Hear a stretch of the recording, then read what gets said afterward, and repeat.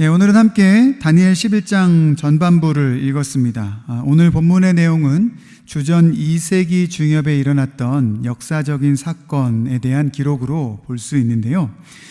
다니엘의 시대가 주전 6세기경이었으니까 이 내용은 하나님께서 앞으로 일어날 일들에 대해서 예언을 주시는 것이라 볼 수 있습니다.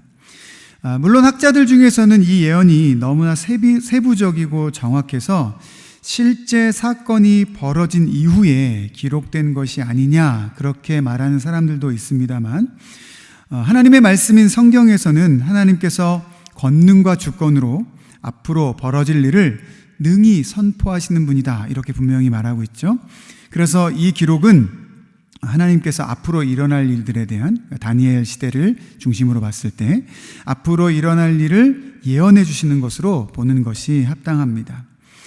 오늘 본문에는 5절 이하에 보면 남방 왕국과 북방 왕국 간의 아주 복잡한 역사, 전쟁과 싸움의 역사가 기록 그리고 예언이 되어 있는데요. 먼저 1절과 4절 사이에 보면 이 남방 왕국과 북방 왕국 간에 이런 복잡한 역사가 생겨나게 된 배경에 대해서 먼저 기록하고 있습니다.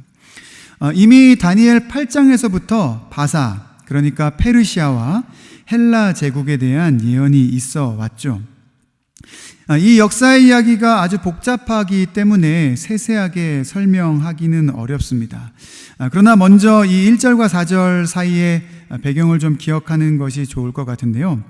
이 1절부터 4절 사이의 내용은 페르시아 제국에서 역사의 주인공이 헬라 제국으로 넘어가게 되는 이야기, 그리고 이 헬라 제국이 분열하는 이야기가 예언이 되어 있습니다. 먼저 2절에 보면 바사 왕 중에 세 왕들이 일어나고 그 후에 넷째 왕이 강하고 부요할 것이라 합니다. 그리고 이 넷째 왕이 헬라를 칠 것이라 이렇게 예언하죠. 페르시아 왕 중에 헬라를 공격한 왕은 몇 있는데, 이 중에서 헬라를 공격했다가 패한 아하수에로 1세를 이 예언의 인물로 보기도 합니다. 혹은 헬라에 아예 정복을 당한 다리오 3세로 이 인물을 보기도 합니다. 어쨌든 정확히는 우리가 알 수 없지만, 어쨌든 이 페르시아 왕 중에 강해지고 부요해져서 헬라 제국을 공격한 그런 왕이 있었다는 거예요. 그런데 3절에 보면 장차 능력 있는 왕이 큰 권세로 다스린다 이렇게 예언하고 있죠. 이 예언이 역사에 어떻게 이루어졌냐 하면 오히려 공격을 했던 페르시아가 무너지게 되고 방대한 영토를 헬라 제국이 다스리게 됩니다. 역사상으로는 이 알렉산더 대왕을 아마 일컫는 것으로 보고 있습니다. 이 내용의 주제는 한 가지죠. 강하고 부요했던 페르시아가 무너지게 되고 또 다른 제국의 왕이 새롭게 권세를 잡게 된다라는 것입니다. 그런데 이어지는 4절에 보면 그 강했던 헬라 제국도 오늘 본문에 있는 것처럼 강성할 때에 나눠지게 된다라고 그렇게 예언을 합니다. 그리고 오늘 본문의 이제 중심 내용인 5절부터 나오는 남방 왕 그리고 북방 왕의 이야기는 이 헬라 제국에서 분열된 제국들 중에서 두 제국 간에 일어났던 일에 대해서 예언을 하는 것입니다. 다니엘 11장에는 남방왕, 북방왕으로 기록하고 있지만 역사에 실제 일어났던 일을 보면 이 남방왕은 애굽, 그러니까 이집트 지역을 지배한 프톨레마이오스 왕조로 볼 수 있고, 북방왕은 시리아 지역을 지배한 셀레우코스 왕조로 볼 수가 있습니다. 우리가 익숙하지 않은 이름일 수 있기 때문에 오늘 말씀을 나눌 때는 성경에 기록되어 있는 대로 남방왕과 북방왕이라 이렇게 이름하여 이야기를 나누도록 하겠습니다.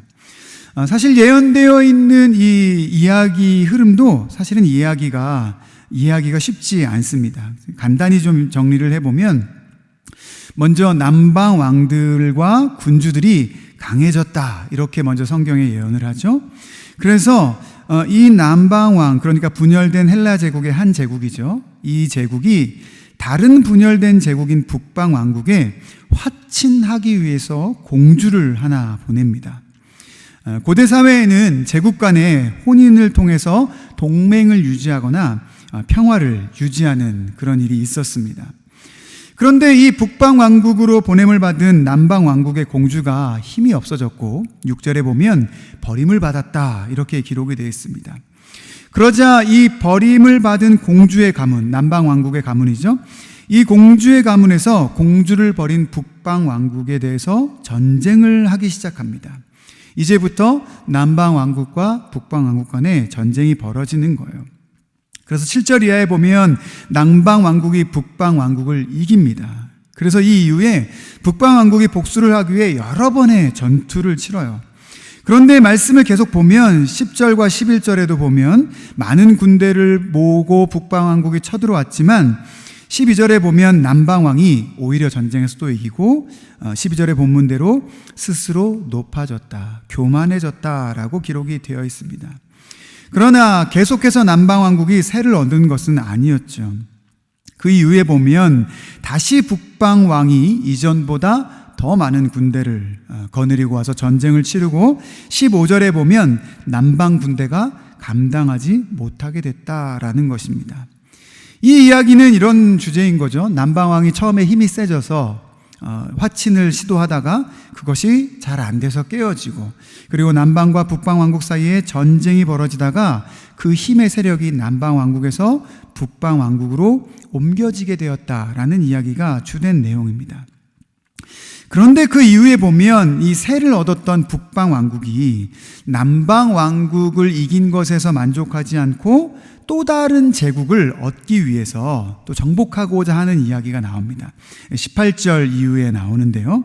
그러나 본문에 보면 한 장군이 그의 정복을 그치게 했다라는 표현이 나옵니다. 그러니까 힘이 남방왕국에서 북방왕국으로 넘어갔다가 이 북방왕국이 또 힘을 펼치려고 할 때 이 북방왕국도 힘을 다 펼치지 못한다는 거예요. 오히려 19절 말씀에 보면 이 북방왕도 결국은 죽게 된다라는 이야기가 기록이 되어 있습니다. 어쨌든 이 예언은 실제로 역사상에서 이루어졌고, 간단하게 설명했음에도 불구하고 이 이야기는 아주 복잡한 그런 전쟁의 이야기, 그리고 권력이 어떻게 옮겨가는 그런 이야기로 그렇게 정리가 되어집니다. 사실은 이 이야기가 수백 년간에 걸친 제국들의 역사이지만 이 이야기가 보여주는 그 내용은 아주 간단합니다. 그 내용의 핵심은 이 세상에 어떤 제국도 영원하지 않다는 거예요.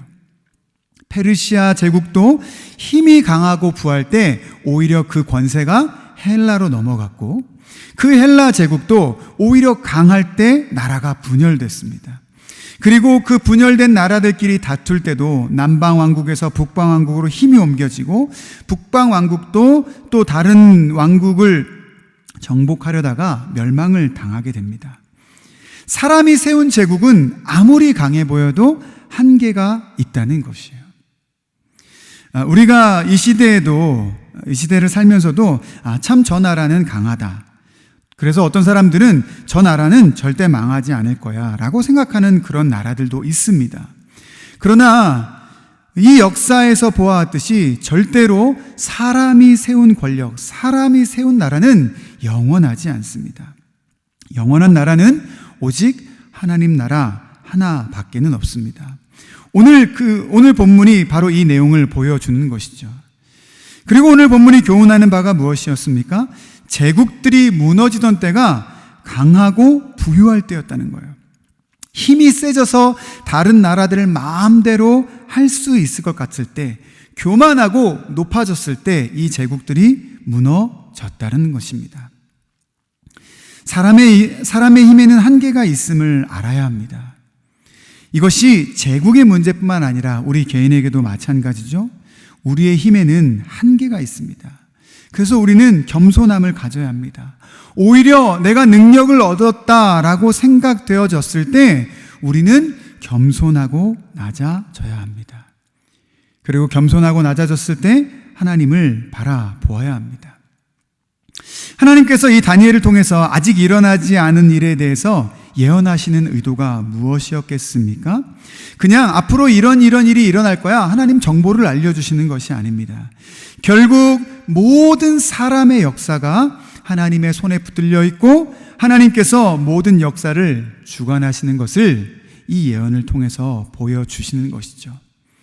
우리의 인생도 하나님께 붙들려 있음을 알고, 우리의 인생도 하나님이 주관하심을 알고 우리는 겸손하게 하나님을 바라보아야 할 줄 믿습니다.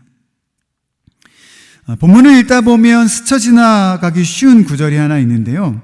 14절 중간부터 보면 이런 구절이 있습니다. 내 백성, 여기 말하는 내 백성은 유대인들을 말하는 것입니다. 내 백성 중에서도 포악한 자가 스스로 높아져서 환상을 이루려 할 것이나 도리어 넘어지리라. 이게 무슨 말이냐면 남방왕국과 북방왕국이 서로 힘을 갖기 위해 혼란한 시기를 보내고 있을 때 유대인들이 어떻게 했는지에 대한 그런 내용이 이 본문에 기록이 되어 있는 것입니다. 실제로 두 왕국 간의 다툼이 일어날 때 유대인들은 어느 쪽에 붙는 것이 유리할까를 생각하는 그런 사람들이 있었습니다. 사람의 힘에 편승하려 했던 모습이 있었다는 것이죠. 그런데 그들 마음 가운데는 어떤 마음이 있었다는 거예요? 환상을 이루려 했다. 하나님의 뜻을 이루려 했다는 거예요. 이것이 하나님의 뜻일 거야 라고 생각은 하지만 사실은 사람의 힘을 의지하려고 했다는 것입니다. 그래서 오늘 본문에는 그들을 뭐라고 표현하냐면 포악한 자, 스스로 높아진 자라고 이야기하는 것입니다. 하나님의 뜻이 무엇일까라고 이렇게 이야기하면서 사실은 사람의 힘에 편성해서 어떻게 해야 우리가 편안함을, 사람의 유익을 얻을 수 있을까를 생각했다는 거예요. 그런데 이들의 결말이 어떻게 되었습니까? 도리어 걸려 넘어졌다라는 것입니다. 하나님의 뜻을 이룬다는 것은 사람의 힘을 의지하는 것이 아닙니다. 누가 더 센 사람인가를 계산해서 센 세력에 붙는 것, 그것이 하나님의 뜻을 이루는 것이 아닙니다. 하나님의 뜻을 이룬다는 것은 역사의 주인이 하나님이심을 알고 하나님의 뜻을 기다리고 겸손하게 하나님이 행하시는 일을 기다리는 사람입니다. 여러분, 세상의 역사를 통해서 하나님이 보이시는 것이 무엇입니까? 사람의 힘은 완전하지 않다는 것입니다. 그리고 사람의 힘이 완전하지 않다는 것을 깨달은 우리는 어떻게 해야 합니까? 사람의 힘에 편승하지 않고 사람의 힘을 통해 이익을 얻으려 하지 말고 겸손하게 하나님의 뜻을 기다리고 준비해야 합니다. 오늘 이 말씀을 함께 나눈 우리 모든 금광의 성도님들이 사람의 힘을 의지하지 않고 오직 하나님의 힘을 의지하며 살아가시는 그런 믿음을 가지시는 금광의 성도님들 되시기를 주님의 이름으로 축복합니다.